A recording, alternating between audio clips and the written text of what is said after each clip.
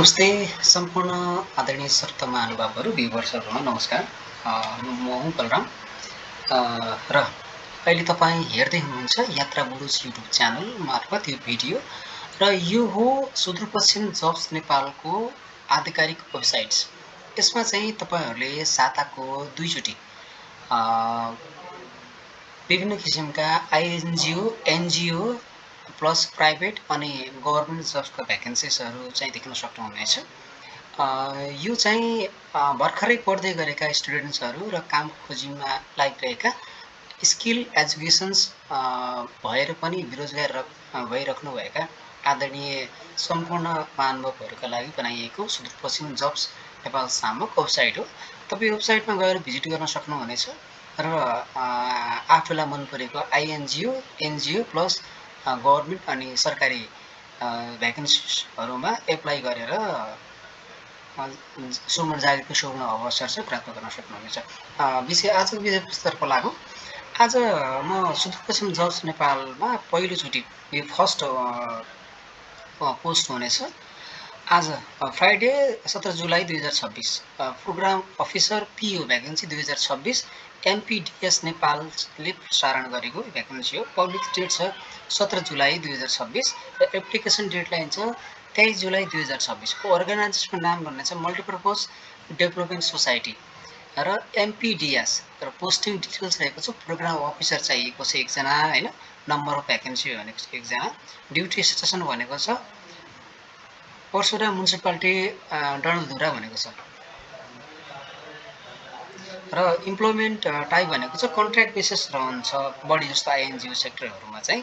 र एजुकेसन क्वालिफिकेसनमा चाहिँ bachelors degree in social development study सँग सम्बन्धित भनिएको छ। त्यसमा चाहिँ मिनिमम एक्सपिरियन्स 3 वर्ष विभिन्न किसिमका आइएनजिओ सेक्टरमा काम गरेको अनुभव हुनुपर्छ भनेको छ। र स्किल चाहिँ के चाहिन्छ भनेपछि यसमा data management, case of story writing, photography and documentations र नेपाली टु इङ्ग्लिस ट्रान्सलेसन्स भनेको छ। एमएस एन्ड एक्सेल वर्ड भनेको छ। कम्युनिकेसन एन्ड टिमवर्क भन्ने चाहिन्छ। यसमा स्यालेरी भनेको छ 44,578 ग्रस भनेको छ। रिक्वायरमेन्ट डकुमेन्ट्स भनेको छ एप्लिकेसन लेटर चाहिन्छ तपाईँलाई र सिभी चाहिने भयो। आफ्नो नागरिकताको फोटोकपी चाहिने भयो। 2 जना रिफरेन्स भनेको छ। 2 जनाको रिफरेन्स चाहिन्छ। र यसमा हाउ टु एप्लाईमा चाहिँ कसरी एप्लाई गर्न सकिने भनेको छ।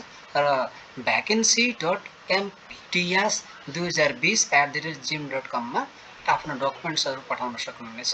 सर्टलिस्टमा नाम आयो भने तपाईँलाई कल आउँछ र त्यसपछि इन्टरभ्यू हुन्छ र यसको लास्ट डेडलाइन रहेको छ 23 जुलाई 2026 र यदि तपाईँलाई यो यस्तै INGO, NGO plus private and government जबको लागि सिभी कभर लेटर बनाउनु छ भने हामी युनिक तरिकाले तपाईँको सिभी अनि कभर लेटर बनाएर तपाईँले दिनेछौँ। हाम्रो कन्ट्याक्ट नम्बर रहेको छ। व्हाट्सएपमा पनि कन्ट्याक्ट गर्न सक्नुहुनेछ र जिमेलमा पनि कन्ट्याक्ट गर्न सक्नुहुनेछ।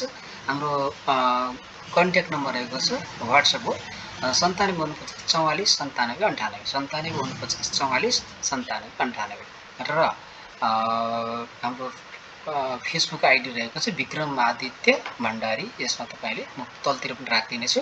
यसमा तपाईँले कन्ट्याक्ट गर्न सक्नुहुनेछ। आजको लागि यति नै। अर्को भिडियोमा म फेरि पनि नयाँ किसिमको एउटा भ्याकेन्सी लिएर आउनेछु। त्यतिन्जेलसम्मको लागि यो भिडियोलाई like and share and subscribe गर्नुहोला र यो सुदूरपश्चिम जब्स नेपालको वेबसाइटमा गएर पनि भिजिट गर्नुहोला। म तपाईँको लास्टमा यो हाम्रो रहेको छ सुदूरपश्चिम जब्स np.blogpost.com भनेर हाम्रो यो चाहिँ वेबसाइटको लिङ्क रहेको छ। लिङ्कमा चाहिँ मेरो युट्युबको लास्टमा राखिदिनेछु। तपाईँलाई चाहिएको खण्डमा उहाँ गएर क्लिक गर्न सक्नुहुनेछ। हुन्छ, धन्यवाद। अर्को भिडियोमा भेटौँला। नमस्कार।